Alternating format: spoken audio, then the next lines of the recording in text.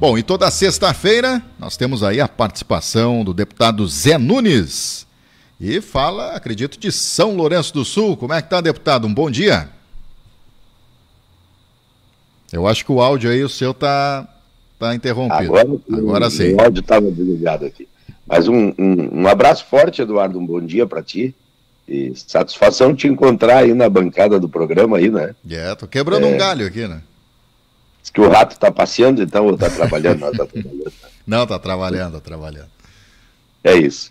Mas, Eduardo, o que eu queria trazer para hoje é de que nos últimos dias, semanas, né, o assunto que tem tomado maior volume de tempo é, de fato, os assuntos relacionados ao processo de recuperação do nosso Rio Grande do Sul a partir dessa grande catástrofe climática que aconteceu aqui, né? Então, cada medida que é anunciada para o Rio Grande do Sul, cada iniciativa, as articulações, né, de governos, enfim, acabam sempre estando no centro das nossas conversas e não poderia ser diferente. Ontem ainda participei de uma reunião com o Ministério do Desenvolvimento Agrário à noite, onde que estão tratando, então, daqueles agricultores que perderam tudo, vamos dizer assim, né? Que perderam tudo, perderam propriedade, perderam capacidade de produzir, perderam máquinas, muitos perderam, inclusive, parte da sua terra, e que se possa realizar um processo de anistia, né, total das dívidas que esses agricultores possuem, né? Porque esses não terão condições de voltar a produzir e retomar suas propriedades, né, como eu diria, seria num processo normal quando há um advento, pois não existe mais lá a casa, não existe mais lá as máquinas.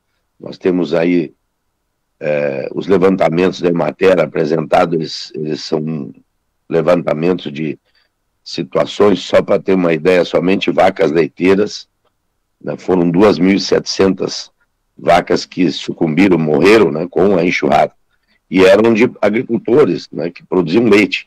Então, esses assuntos, eles acabam prevalecendo no momento aqui no estado do Rio Grande do Sul. Semana passada estive no Vale do Caí, acompanhando os pomares de citros, né, que foram também devastados. E aí nós temos os pomares de videiras, nós temos, enfim. Na nossa região, um pouco diferente, a gente tem prejuízos aí na área da colheita da soja. Mas como é uma cultura anual, é diferente, porque uma coisa é você perder uma parte de uma lavoura anual, a outra coisa é você perder de uma cultura que é perene, pomar, por exemplo, que leva 4, 5, 6 anos para começar a produzir, e você perder ele todo. Então é uma situação bem difícil, né, para esses casos, e certamente deverá sair nos próximos dias uma medida, inclusive, de perdão de juros, ou melhor, de dívidas de custeio e investimento desses agricultores. Mas nós estamos agora numa outra perspectiva, que é do Plano Safra. Quer dizer, no início do mês deverá ser anunciado o novo Plano Safra. Nós estamos hoje, dia 14 de junho, dentro de 15 dias, 20 dias, deve sair o novo Plano Safra. Nós já tivemos um Plano Safra recorde em valores no ano passado de 441 bilhões, envolvendo a agricultura familiar e a agricultura empresarial, né? Nós tínhamos no ano passado uma situação de taxa Selic de 13,75%.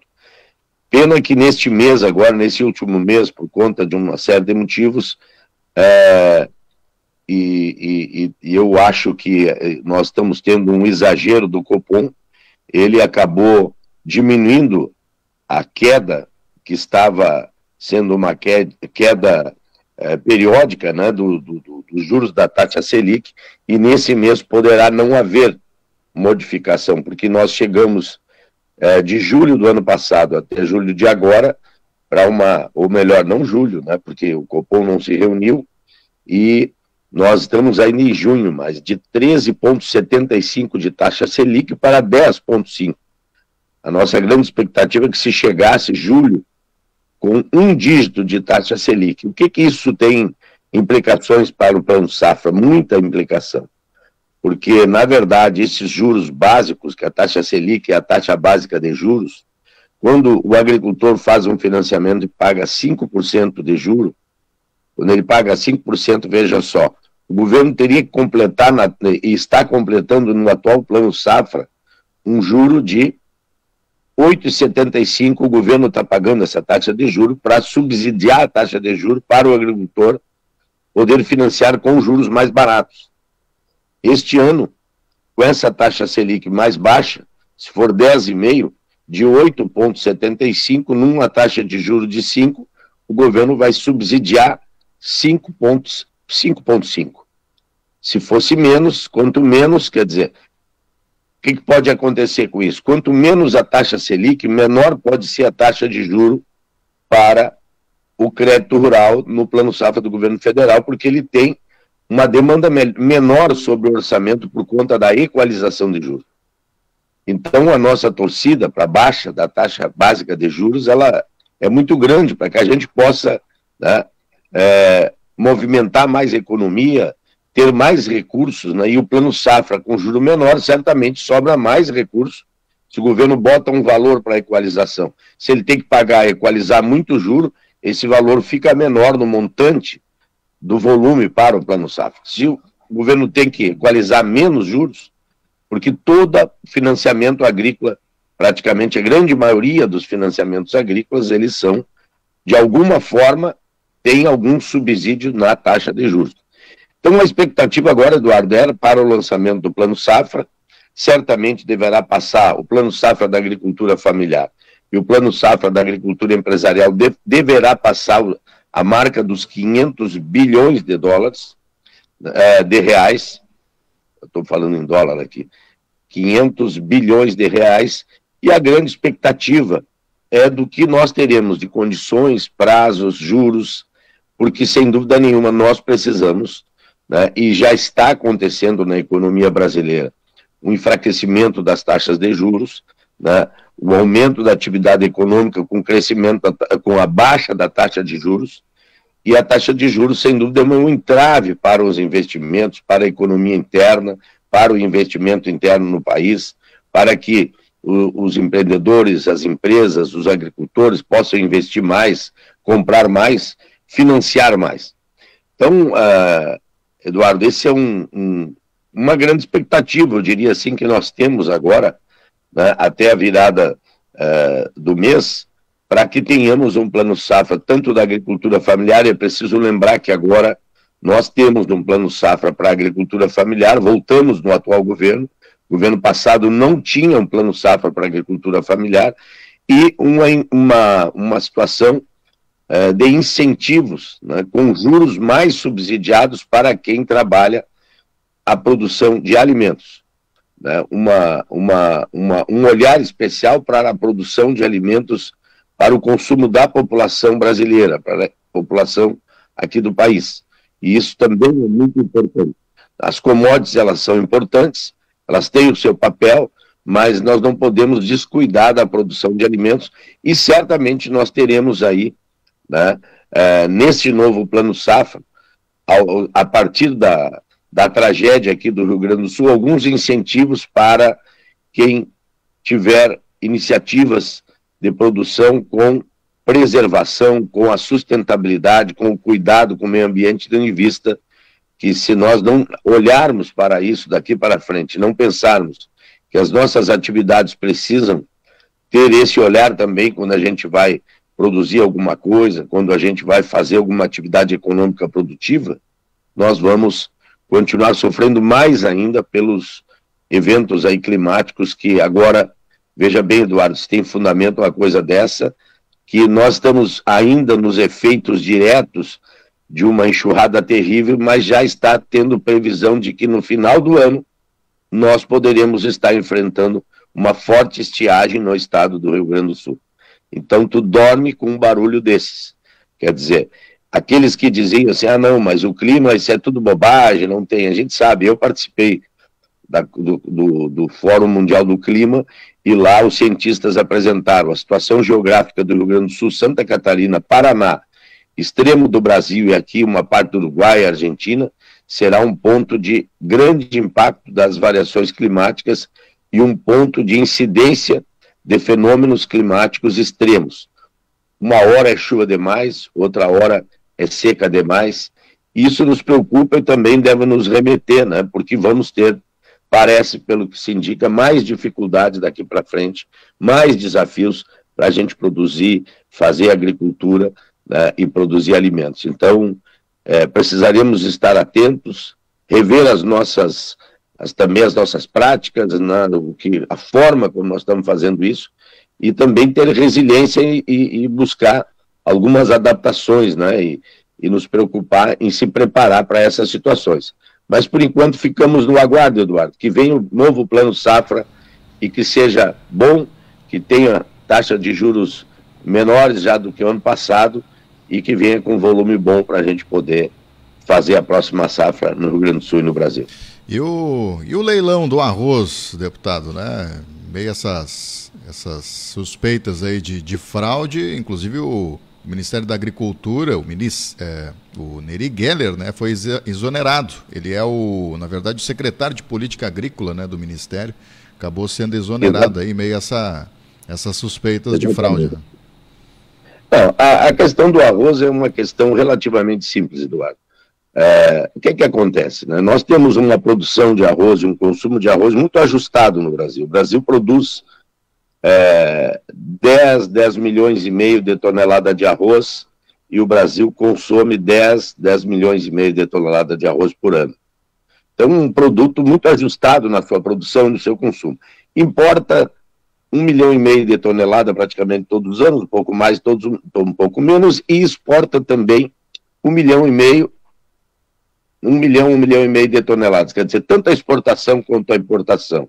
O consumo e a produção aqui no Brasil, na área do arroz, nós temos um ajuste muito grande. Basta ver que quando vem um pouquinho de arroz a mais do Paraguai, já dá um descompasso, enfim. É uma situação muito equilibrada. O que aconteceu? Todos os relatórios apresentados dizem que o Rio Grande do Sul produz, só para explicar para o nosso ouvinte, o Rio Grande do Sul produz 70% do arroz brasileiro, 7 milhões de toneladas. Aqui no Rio Grande do Sul, todos os dados demonstram que tinha sido colhido 84%, 85% da safra. Quer dizer, faltava 15% a ser colhido. Então nós vamos ter uma diminuição de safra. Isso não adianta dizer que não, porque essa é a realidade. É em torno de 1 milhão de toneladas, a menos, que nós vamos ter. Né? Bom, o que aconteceu? Né? E fora o que se perdeu nos silos. Eu acredito que deva chegar aos 300 mil toneladas, deve ser perdido nos silos. Né? Muitos silos que entraram água e se perdeu. O governo, então, para evitar uma especulação que começou a acontecer, só para dizer aí para os nossos ouvintes e os nossos consumidores também, porque aqui na região nós temos o interesse de quem consome arroz e o interesse de quem produz arroz. Só que o arroz chegou a R$50 o saco de 5 quilos em São Paulo, nos supermercados. Teve supermercado vendendo a R$50 um pacote de 5 quilos de arroz. Quer dizer, uma situação insustentável. Por que ela é insustentável? Tanto para o produtor, na perspectiva futura, como para o consumidor. O que acontece quando acontece uma situação como essa? É o produtor que vai ganhar. Na mão de quem está esse arroz? Esse arroz, a grande maioria, está na mão da grande indústria. Essa é uma grande verdade, não está nem na mão do produtor. Já está, porque já está sendo adquirido, já foi adquirido.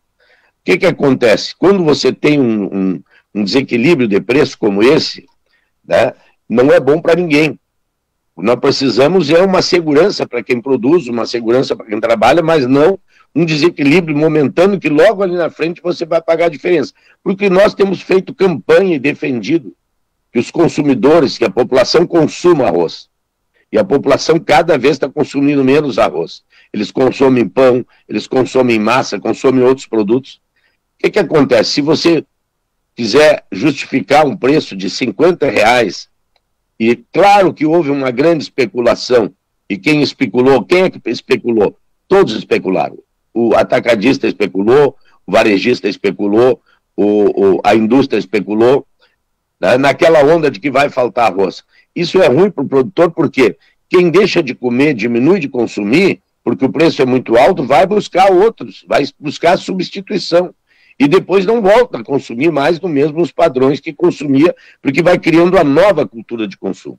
E nós não podemos, obviamente, que também descuidar do alimento, que é ainda um alimento básico, né? Arroz, feijão, né? São alimentos básicos da cesta brasileira. Por isso que o governo, e o governo vai importar arroz, né?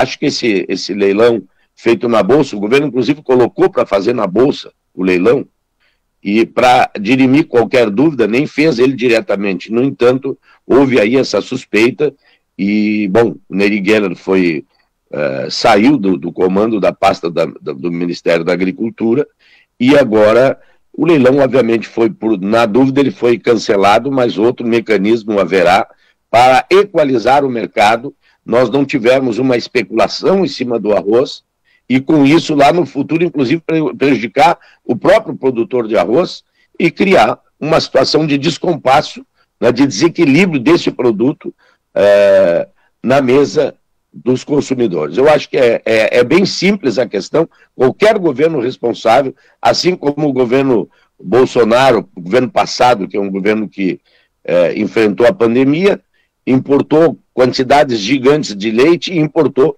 também 400 mil toneladas de arroz no momento que houve um desequilíbrio no preço do arroz. Então, eu acho que é muito simples esse discurso de que vai quebrar o produtor de arroz. Nós achar que um pacote de arroz de 5 quilos a R$50 pode ser bom para o produtor de arroz é um equívoco muito grande. Quem para de comer arroz, começa a comer outros produtos, depois não volta na mesma proporção e nós vamos ter uma diminuição do mercado. Isso também não é bom para ninguém.